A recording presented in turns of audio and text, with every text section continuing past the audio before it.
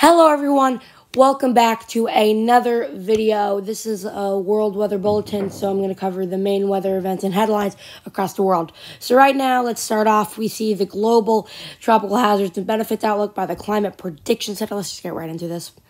We see much of the orange areas are above normal temperatures expected. And then we do see a lot of tropical development expected with above average precipitation across the Eastern Pacific and Indian and Western Pacific across week 1 and week 2.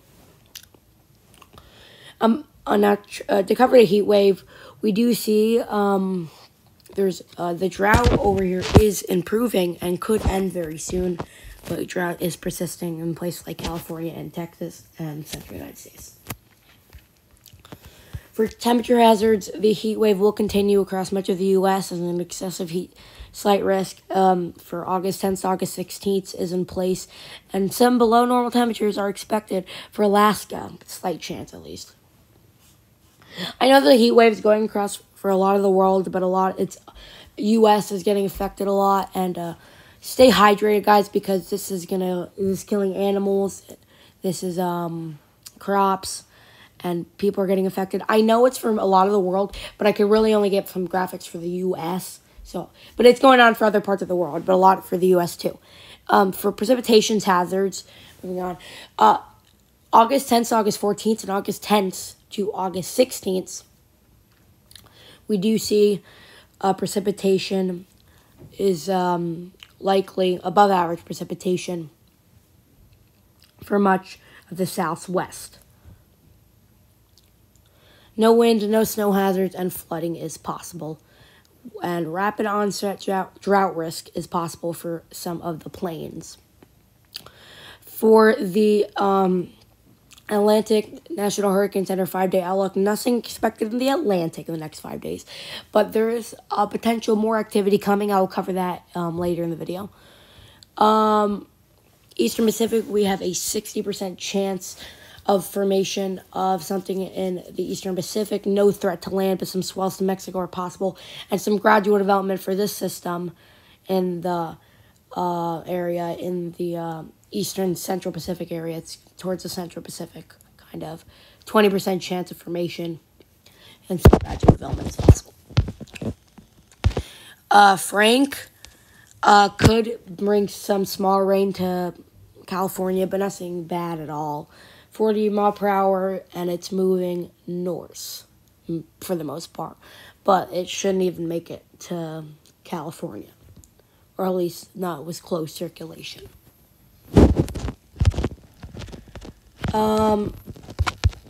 We do see nothing in the Central Pacific except for Georgia and Frank. But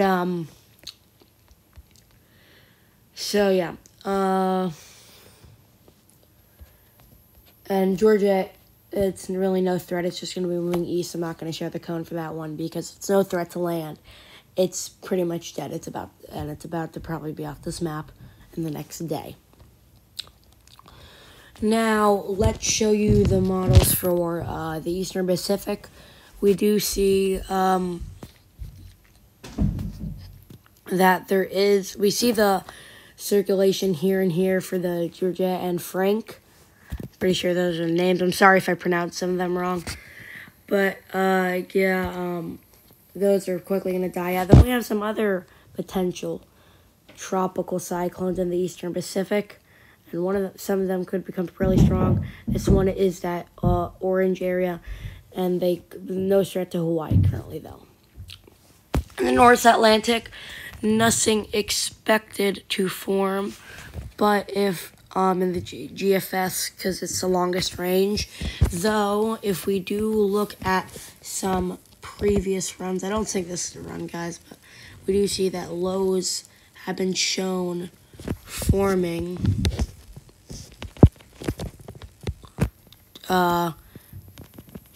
We can see there too. And while it's very uncertain, we are not going to call anything yet. It's just worth noticing. I'll bring this up later, that there could be some development in the U.S. in the coming weeks, because it's been very inactive lately, but usually it's not that active during this time of year.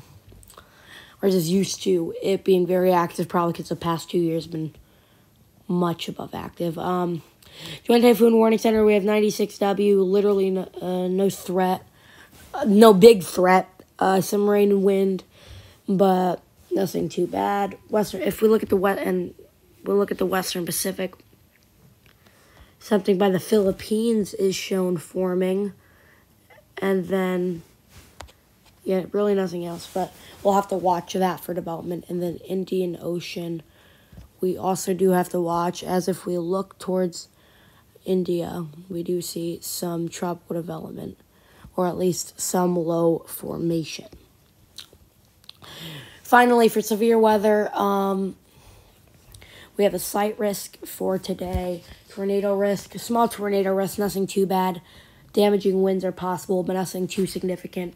And a significant hail threat towards Minnesota. Day 2, turns into a line. Small tornado threat in Michigan.